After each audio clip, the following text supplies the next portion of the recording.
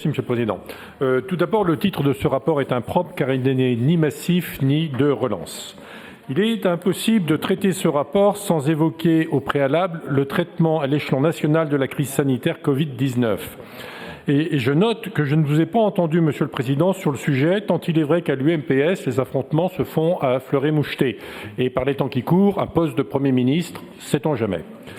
Le confinement sans aucun discernement du 93 à la Corrèze, la comédie des masques, le scandale de l'hydroxychloroquine cachant des conflits d'intérêts ou plus précisément de la corruption avérée, l'infantilisation des Français et l'incohérence de la communication gouvernementale, les préfets qui sanctionnent les maires qui imposent les masques, les jardineries ouvertes et les fleuristes fermés, les supermarchés ouverts avec des chiffres d'affaires en augmentation considérable et les marchés en plein air de l'économie de proximité interdits, le boycott des 80 laboratoires vétérinaires prêts à fournir des tests, etc.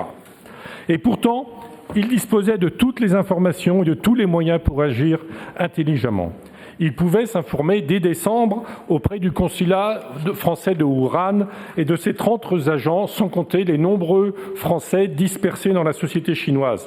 En 1989, lors de Tiananmen à Pékin, en plein paléocommunisme, nous étions parfaitement renseignés.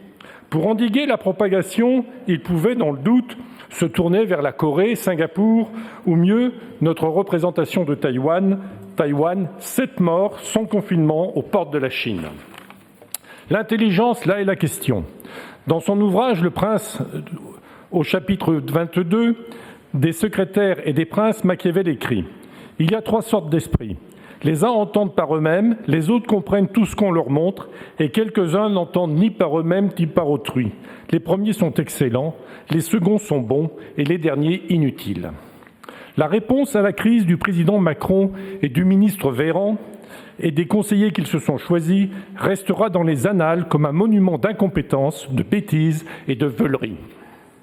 Saisissant l'aubaine, et j'utilise malheureusement le mot à dessein, c'est dans ce contexte qu'intervient votre plan de relance, 1 milliard d'euros pour nos emplois.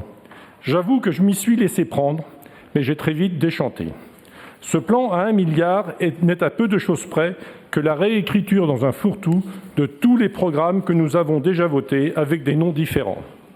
Pas 1 euro de plus, pas 1 euro de moins à 2% près, comme nous le verrons lors de l'examen du rapport 41-61 budget supplémentaire 2020.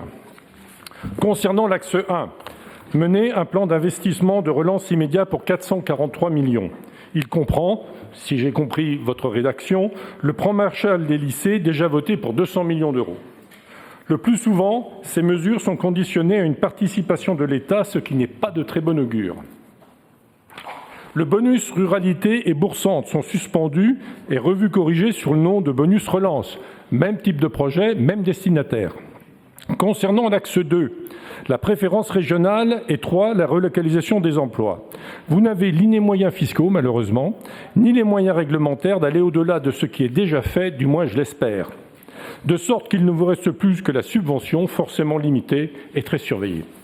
L'axe 4 est une litanie de vœux pieux s'ajoutant à des programmes déjà enclenchés avec le risque de contraintes supplémentaires pour les entreprises déjà à terre, et alors que la France est probablement et de loin le pays le moins polluant d'Europe et du monde. Ce plan, par sa vacuité, pourrait être une étude de cas de l'ENA, sujet, concevoir un plan d'action à destination du grand public sans moyens supplémentaires. Et là, Monsieur le Président, vous nous démontrez que vous avez été un brillant élève de l'ENA. S'il y a une façon de faire les choses, il y a aussi une façon élégante de le faire savoir. Mais nous ne pouvons pas souscrire au racolage à la manière de M. Kouchner en Somalie, auquel vous vous livrez. Les 90 000 euros que vous avez dépensés sur Facebook pour votre notoriété sont de cet ordre et parfaitement indécents, quand des centaines de milliers de commerçants, d'artisans, d'agriculteurs et de chefs d'entreprise ont la corde au cou. Nous ne participerons pas à cette farce. Toutefois, par souci de cohérence, ayant déjà voté sous un autre nom la plupart des dépenses constituant ce plan, nous nous contenterons de nous abstenir. Et pour parler de l'ENA, Monsieur le Président, je considère que c'est une plaie. Et tous les pays qui se sont intéressés à cette institution, tous les pays ont renoncé à l'infliger à leur population.